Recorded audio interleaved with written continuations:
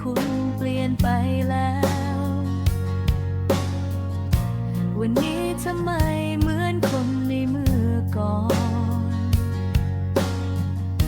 ที่เคยบอกว่าจะรักฉันจนวันตาย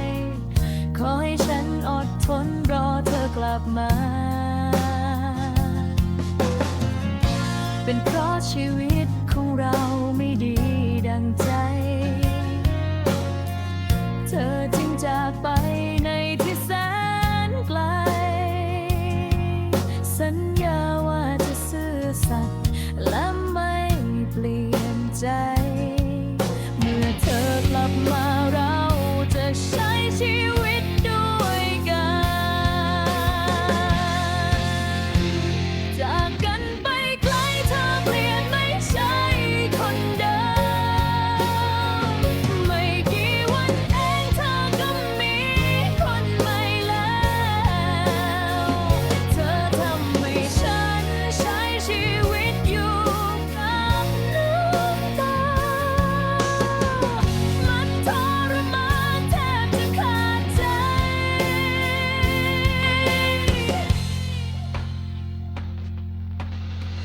เพราะว่าฉันมันเชื่อใจเธอนั้นเหลือเกินกว่าคิดว่าเธอนั้นจะไม่หักหลังทุกความใฝ่ฝันฝากไว้กับเธอคนเดียวมาถึงวันนี้ทุกอย่างเป็นเพียงน้ำตา